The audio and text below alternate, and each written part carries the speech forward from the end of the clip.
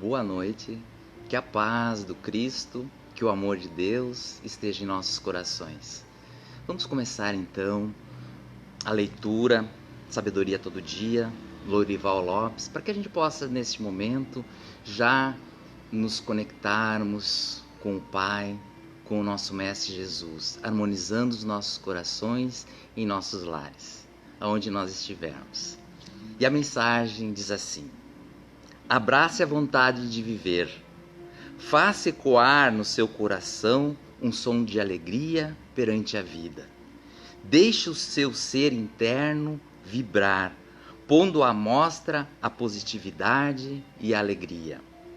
Não entre em abatimento, nem que seja pequeno. Afaste com vigor os pensamentos negativos e coloque no lugar de cada um deles os construtivos, elevados e vigorosos. Em você estão postas todas as virtudes de Deus, que Deus colocou convenientemente em você. Use o fabuloso potencial que possui e sinta que se lhe abre uma nova vida, plena de conquistas e felicidades, para construir o seu progresso integral que Deus lhe deu o majestoso poder da vontade.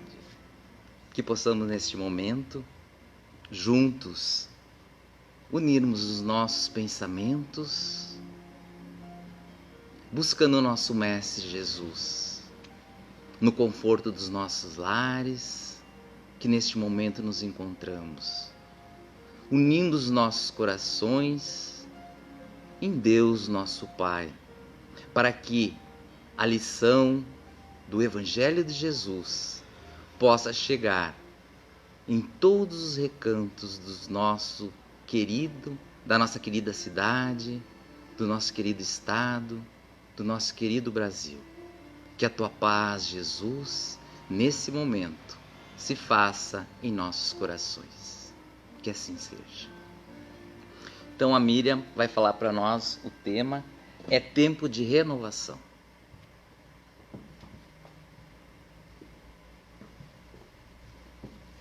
Boa noite a todos. É tempo de renovação. E o que é renovação? O que é renovar-se? Renovar-se significa repor-se de novas perspectivas, fazer diferente. E a renovação espiritual é aquela alteração profunda do sentimento em todos os níveis da consciência. É como um tsunami que varre a alma, mudando o eixo da existência de cada um. Naturalmente, essa mudança de norte, se faz na companhia de acontecimentos que marcam profundamente a nossa existência. Um momento único, histórico para o espírito. É um momento em que ele compara o estado de lástima, de dor em que ele se encontra com uma nova proposta de vida, com vistas ao objetivo futuro de paz e de felicidade, de cura real, aquela que altera a fibra da alma e que não permite que o indivíduo adoeça mais, tanto física quanto moralmente. Esse estado é o que o Cristo costumava de chamar de o reino de Deus em nós. Esse é o momento da renovação. No livro Há 2000 anos, conta a história da reencarnação de uma das encarnações de Emmanuel, que é o mentor espiritual do Chico Xavier, autor de muitos livros. E nessa encarnação em que ele era Públio Lentulus, um senador que viveu na época em que o Cristo estava encarnado também, e é uma história muito linda, recheada de mudanças, e fala neste momento.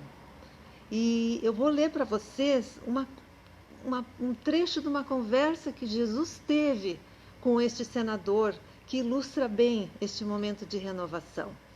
Então Jesus, num certo momento, num encontro, disse assim para ele: Depois de longos anos de desvio do bom caminho, pelo caminho de erros clamorosos, tu encontras hoje um ponto de referência para a regeneração de toda a tua vida. Soa para teu espírito neste momento um minuto glorioso. Se conseguires utilizar a tua liberdade para que seja ele em teu coração doravante um cântico de amor, de humildade e de fé, na hora indeterminável da redenção, dentro da eternidade. São palavras do Cristo. Mas ele ainda continua dizendo assim: mas ninguém poderá agir contra a tua própria consciência se quiseres desprezar indefinidamente este minuto ditoso. O que o Cristo disse para ele? Que são tantos os momentos, as oportunidades de renovação que nós encontramos na nossa caminhada, que muitas vezes as pessoas que conosco convivem percebem, mas depende de cada um de nós. Nós podemos deixar passar, porque nós temos o nosso livre-arbítrio. É isso que o Cristo disse para ele. E continuou dizendo assim: para o espírito sofredor, forma-se em poucos instantes um mosaico, ou seja, um mosaico de emoções. Erguem-se as antigas mágoas, falam as iras de outros tempos, levantam-se as vozes do orgulho, faz-se ouvir o suar da vaidade. Apegos e vícios mostram-se como o adorno das conquistas infelizes. Ou seja, neste momento, neste minuto, a gente vê, recorda as nossas mazelas, as nossas vivências, né? Contudo, diz Jesus a ele, o cansaço do sofrimento pesa aos ombros, e a voz da consciência rompe a couraça dos erros ao falar do fardo leve e jugo suave. Sem energias e ávido por novos auspícios, o espírito aceita a proposta renovatória. Enfim, o amor cobre uma multidão de pecados. É lindo esse texto, né? E além deste momento, tem muitos outros exemplos de renovação que nós poderíamos ver em vários livros. Tem a passagem da mulher da Samaria, a mulher adúltera. Tem a passagem da Maria de Madalena, Paulo de Tarso, né? E o interessante, em todas essas passagens que a gente encontra nas obras e no Evangelho, o Cristo ele nunca alterou os acontecimentos passados dessas pessoas. Ele nunca criticava o que foi passado, nunca dizia da necessidade de mudar. Ele apenas dava a eles, as pessoas que ele atendia, que vinham conversar com ele, uma nova opção. Dava uma nova opção daqui para frente.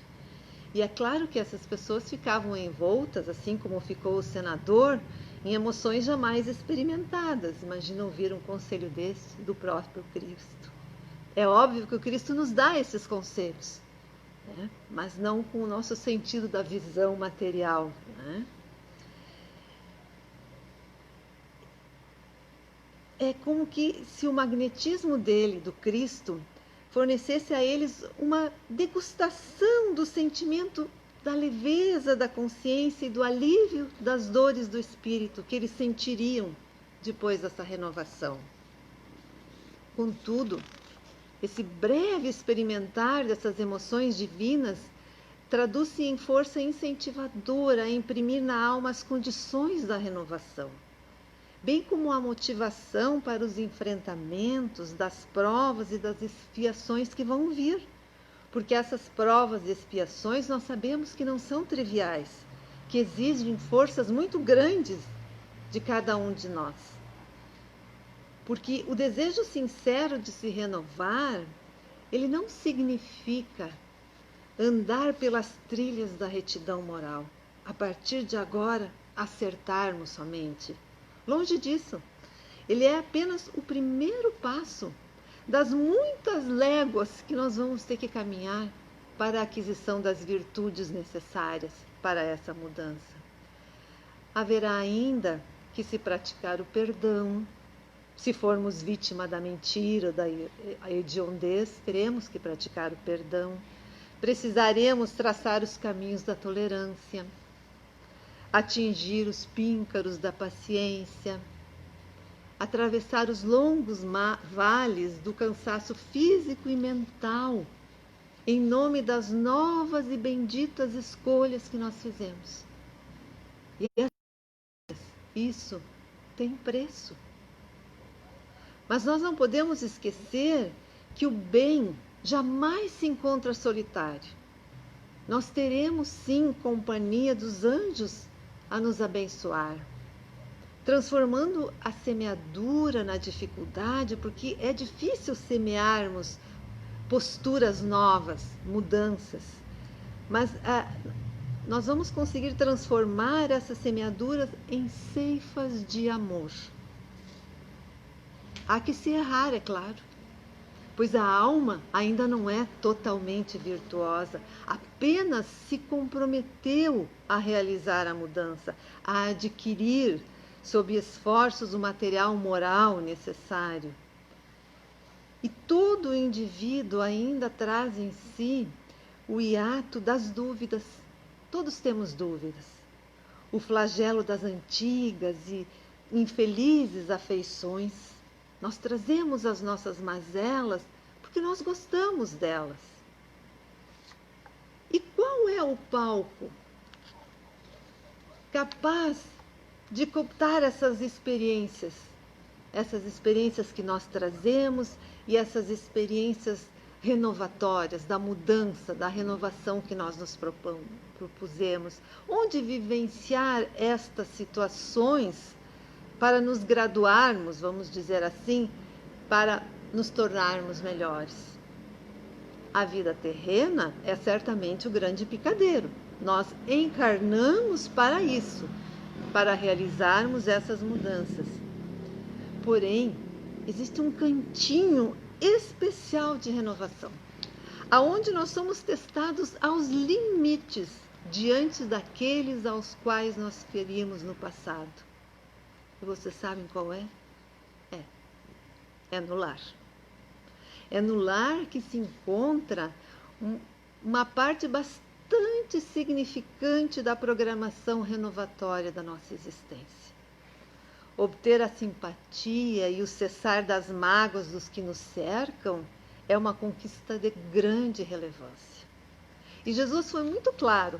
Lá em Mateus, no capítulo 5, se trouxeres a tua oferta ao altar, e aí te lembrares que o teu irmão tem alguma coisa contra ti, deixa ali diante do altar a tua oferta e vai reconciliar-te primeiro com o teu irmão.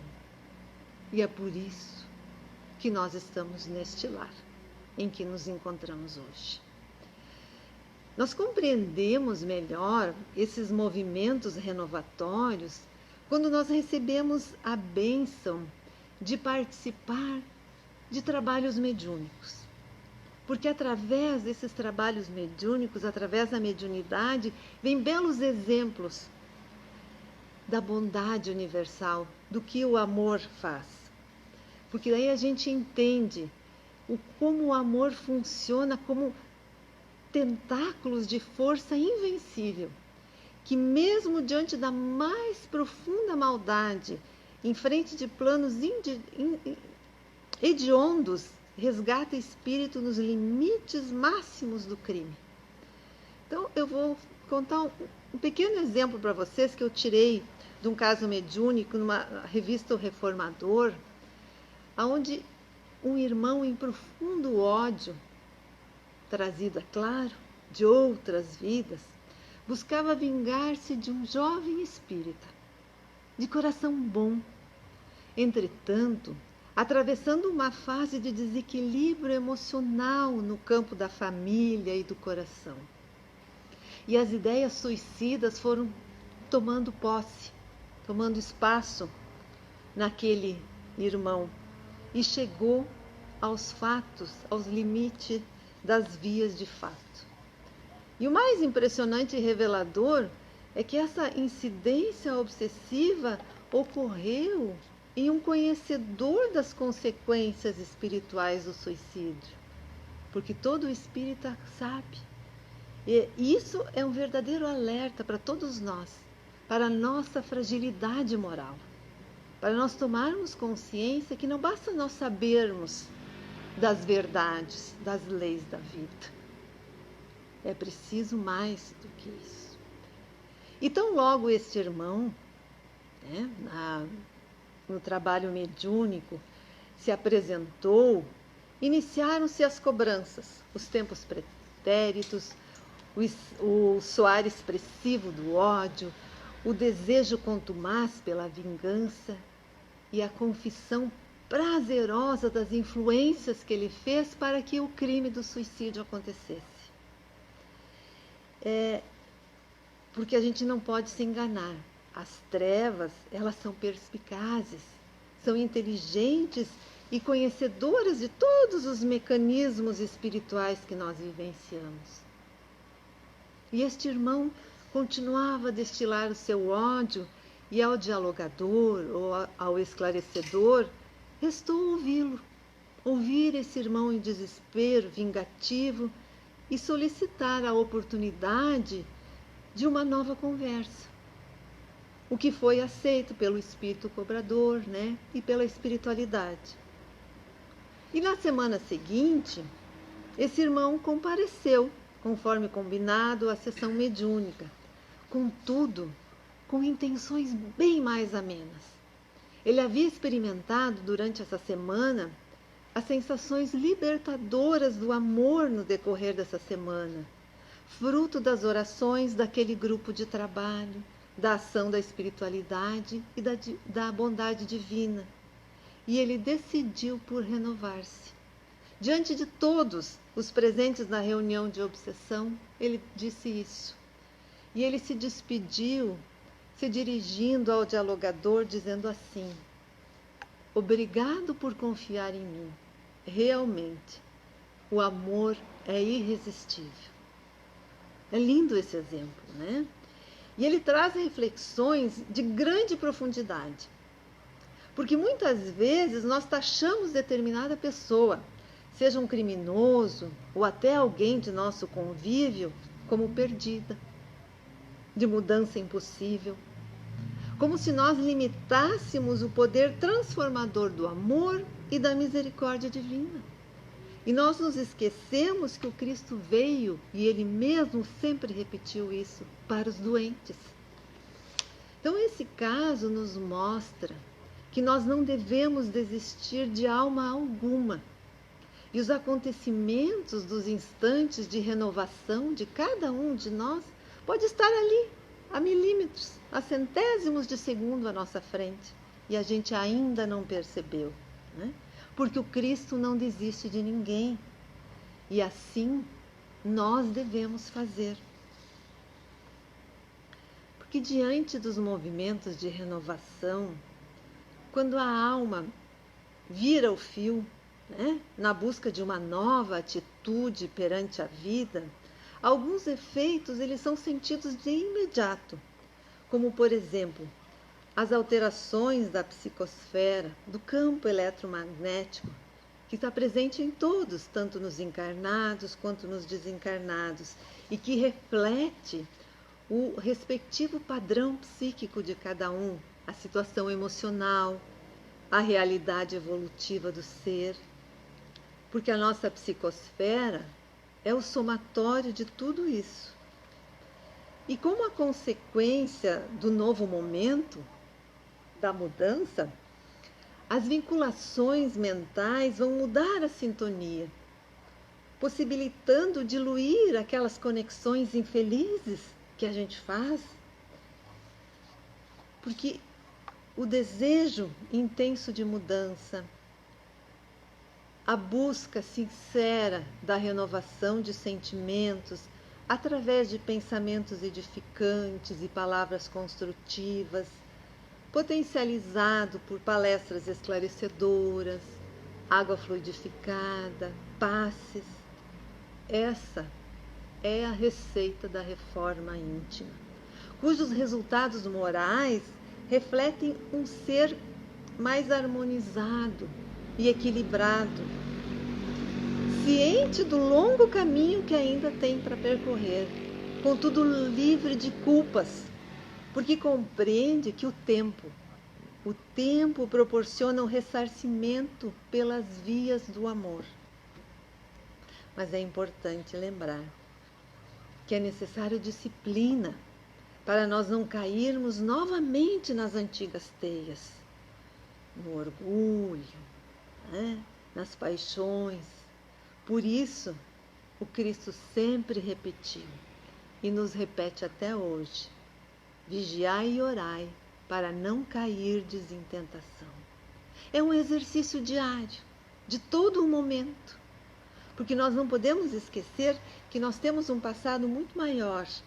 Então nós trazemos muitas mazelas e não é apenas um momento de decisão de mudança que nós vamos apagar todo esse nosso passado. É necessário disciplina. Então, o momento de renovação é importante, mas precisamos persistir. Enfim, a renovação dos sentimentos, ela traduz um ser em paz com a vida, sem ansiedades, seguro, conectado à espiritualidade amiga e ciente da respectiva missão de cada um. Cada ser tem uma missão, seja ela do tamanho que ela for. Essa criatura não se preocupa com calúnias e ofensas, cumpre com coragem e com ânimo os deveres e provações reservados para si. E essa renovação que a gente falou até agora, ela é importante neste momento de transição planetária que vivemos. Que embora este momento não seja uma novidade para ninguém, muitos não percebem a gravidade e a importância desse complexo assunto. Sob a ótica espírita, a transição planetária é muito mais do que um período de mudanças para o planeta ou de desencarnes coletivos a novas primícias sociais ou culturais. Tudo isso é apenas parte do processo para que o mundo se modifique moralmente, passando de um planeta de provas e expiações para um de regeneração.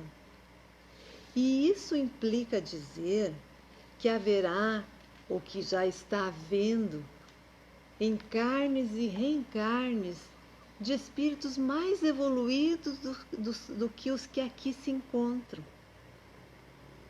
E os espíritos desencarnados ou desencarnantes que não acompanharem a evolução moral da Terra, eles migrarão para planetas que estejam de acordo com a sua faixa de vibração.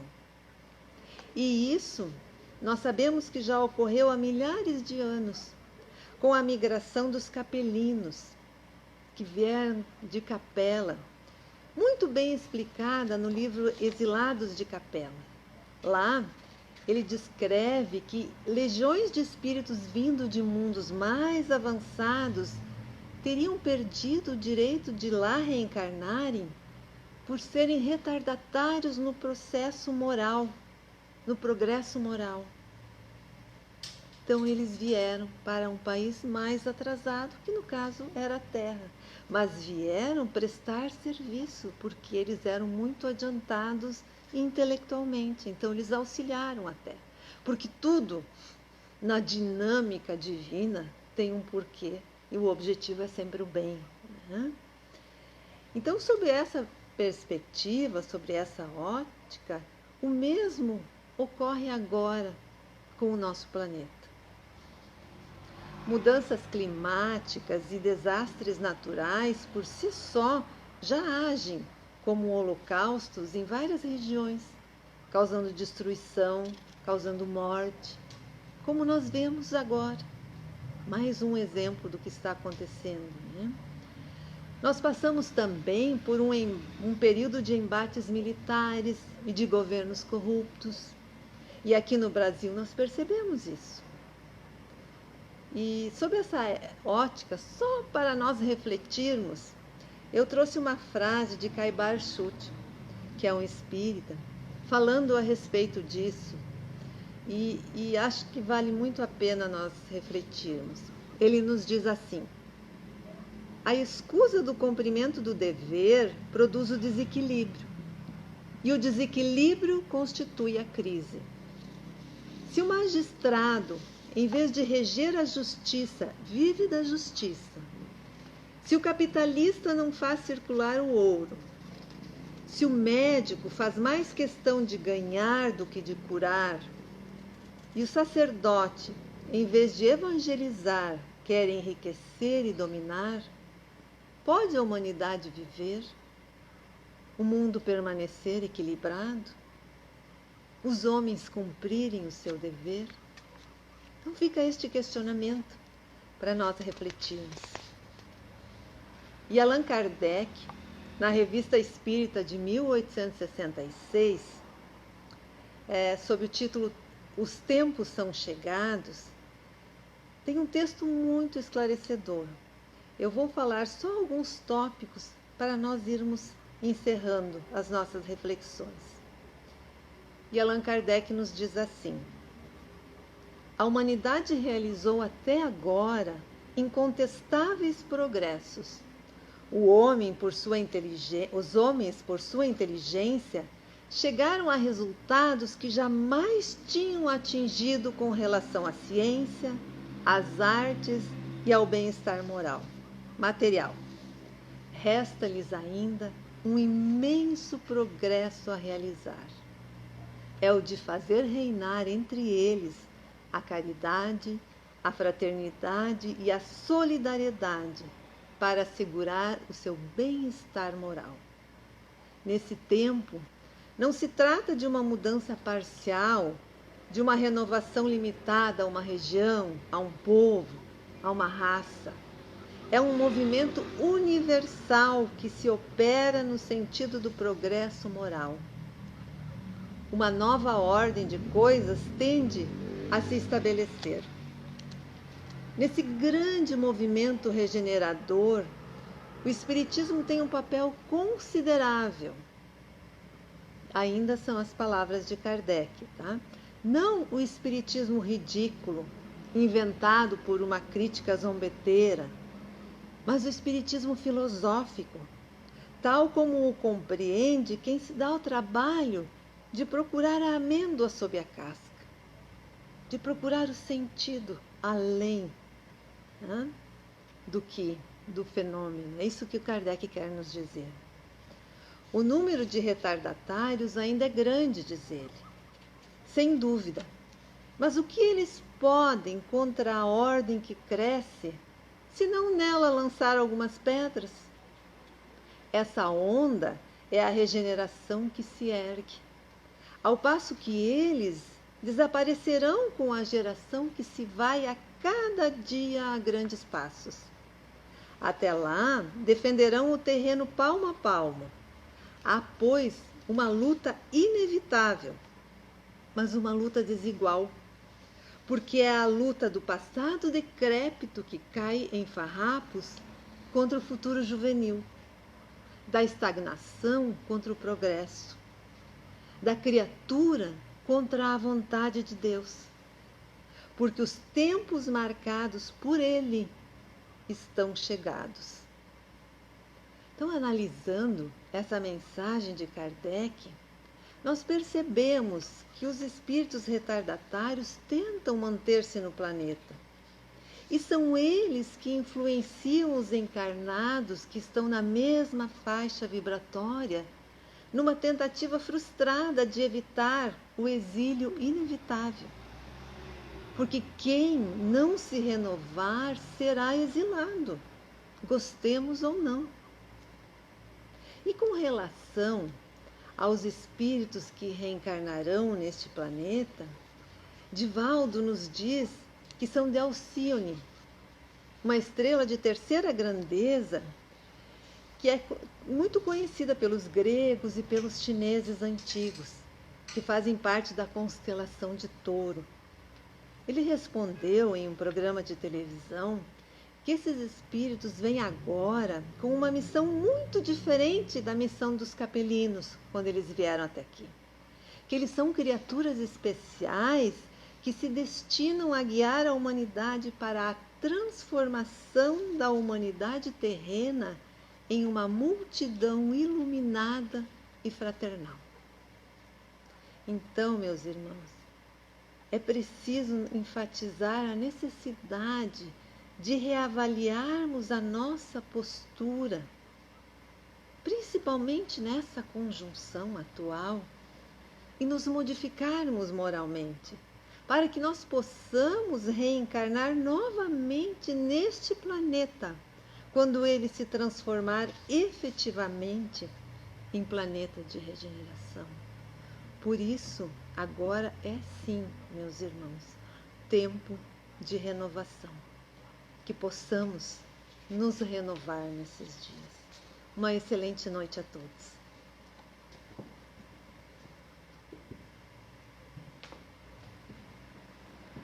Então, mais uma vez, convido a todos para juntos unirmos os nossos corações e agradecer a Deus, o nosso bom Deus, o nosso Pai misericordioso, que sempre nos ouve, que sempre atende às nossas necessidades. Por isso, ó Pai, queremos te agradecer pela oportunidade da vida, por escolhermos, neste momento, estar ouvindo o Evangelho do Teu Filho amado, por a família que temos, pelas dificuldades que a vida se apresenta, também queremos te agradecer. Enfim, ó Pai, pedimos-te que sempre esteja junto de nós, que o Teu Filho amado, que nos prometeu que nunca nos deixaria sós, que esteja sempre a nos assistir, a nos dar o alento, a coragem, a perseverança de cada vez mais caminharmos pelo caminho do bem, pelo caminho do amor, da misericórdia e da caridade. Que a Tua luz, Jesus, que Teu amor nos ilumine a todos. Que assim seja. Uma boa noite a todos.